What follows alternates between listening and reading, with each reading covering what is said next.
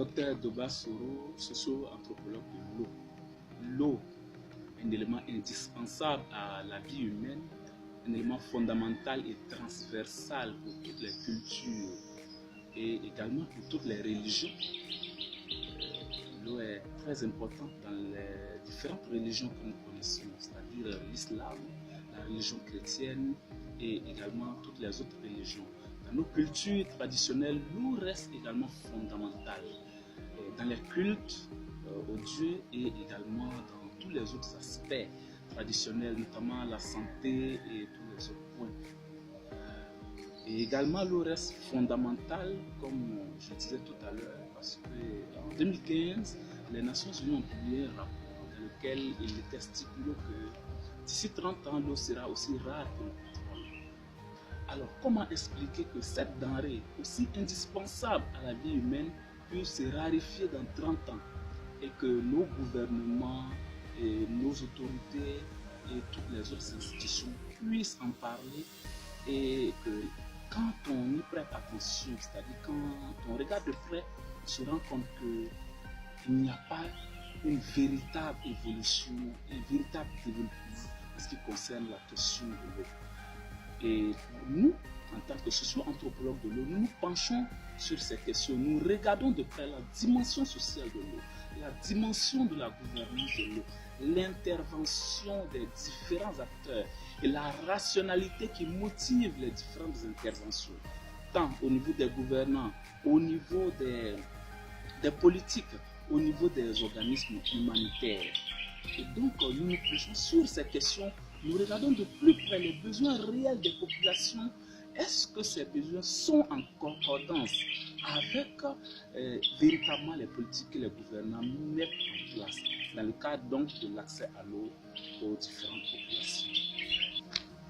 Alors que nous tirons tout doucement vers la journée mondiale de l'eau, pour nous, en tant que socio-anthropologues de l'eau, il est important de faire un point de cette situation, c'est-à-dire la situation de l'eau qui est aussi alarmante dans le monde, au-delà de ce que nous pourrions le voir.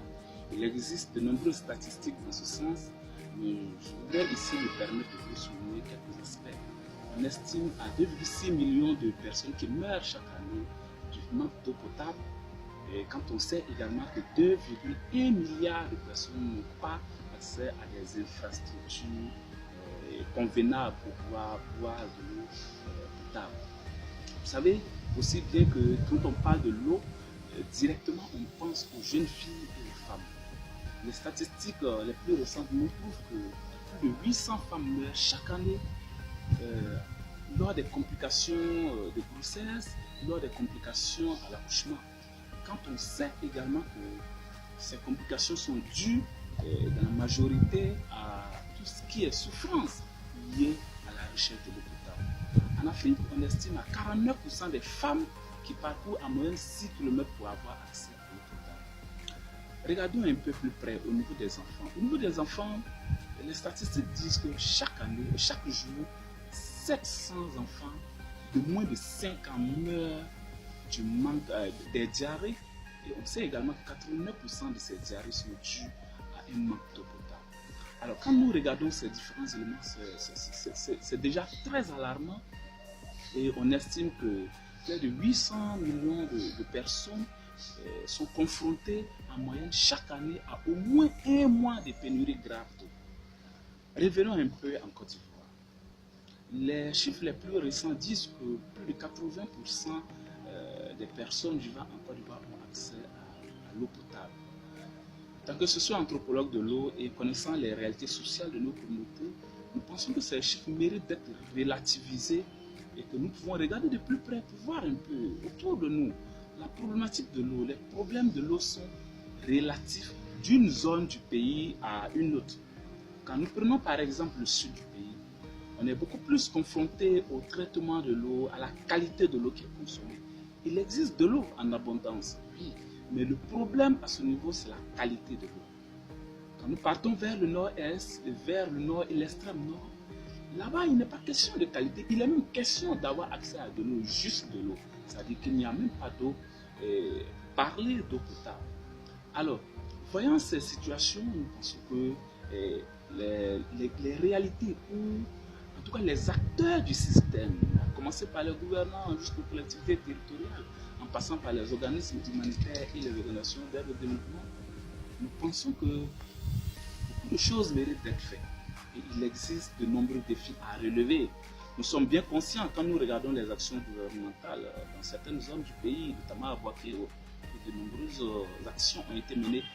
Mais au regard des statistiques, au regard également des défis qui se présentent, notamment la question du changement climatique dans quelques années, je pense que les actions pourraient être renforcées pour que nous puissions faire face à ces nombreux défis auxquels les populations se trouvent déjà confrontées. Ne laissez personne de côté. Ce n'est pas un ordre, c'est une exhortation et c'est le thème choisi par les Nations Unies à l'occasion de la Journée mondiale de l'eau cette année qui se célèbre le 22 mars 2019. Notons que depuis 2010, les Nations Unies ont reconnu l'accès à l'eau comme un droit fondamental pour la vie humaine. Ne laissez personne de côté. Qu'en est-il réellement actuellement quand on sait bien que ce thème s'inscrit dans la perspective de l'atteinte de l'ODD, c'est-à-dire l'objectif de développement durable 6, d'ici 30 ans, d'ici 11 ans, c'est-à-dire en 2030. Alors, sur le terrain réellement, comme nous le disons dans les statistiques, c'est que le monde, c'est-à-dire la population mondiale, se retrouve encore confronté à de véritables défis d'eau. Et rien ne dit, rien ne prédit véritablement que la situation va s'améliorer d'ici 30 ans, 40 ans avec les changements climatiques. Qu'est-ce qu'il faut faire? Un véritable appel à l'action. Les Nations Unies ont reconnu tout dernièrement que atteindre donc cet objectif du développement durable 6 dans 11 ans, c'est-à-dire permettre à tout le monde d'avoir accès à de l'eau potable, reste un défi presque impossible à relever.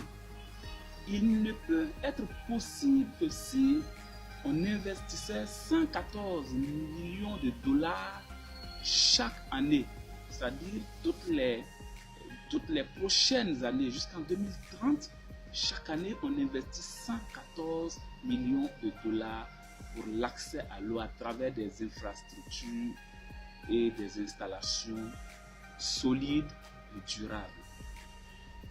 Pour ce faire, chaque gouvernement, chaque État et chaque institution devrait pouvoir faire de la question de l'eau une priorité. Et pour nous, en tant que socio-anthropologues, cette réalité reste un défi à atteindre, mais pas seulement par les autres éléments, mais dans une équipe pluridisciplinaire où la sociologie et l'anthropologie restent des éléments et des disciplines fondamentales dans la compréhension et également dans la découverte de la réalité des populations. Il s'agit donc pour nous, en tant que socio-anthropologues, d'apporter notre contribution en permettant que les décideurs, les politiques, les gouvernants, les techniciens comprennent réellement le besoin en eau de nos communautés, la dimension culturelle de l'eau, ce que les gens pensent de l'eau, comment les communautés voient l'eau afin de pouvoir leur fournir des installations. Mais au-delà, il s'agit également de mettre en place ou de la mise en place d'une certaine gestion intégrée en tenant compte des besoins et de l'organisation sociale de nos populations en milieu rural et en milieu urbain, et également la prise en compte des coûts de l'eau en fonction également du niveau de vie des populations.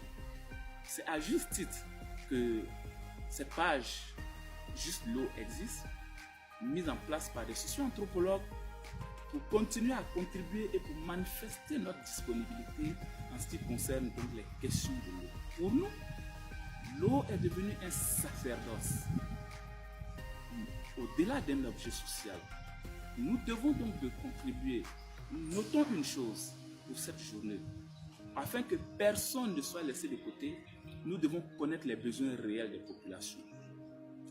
Les populations sont dans une logique de préservation de l'ordre social, alors que nos gouvernants, nos organisations internationales, nos organisations humanitaires sont dans une logique purement techniciste. Mais pour qu'il y ait un développement durable, un accès durable à l'eau, ces deux éléments méritent d'être compilés, d'être pris en compte. Et nous sommes là pour ça. Bonne journée mondiale de l'eau à tous.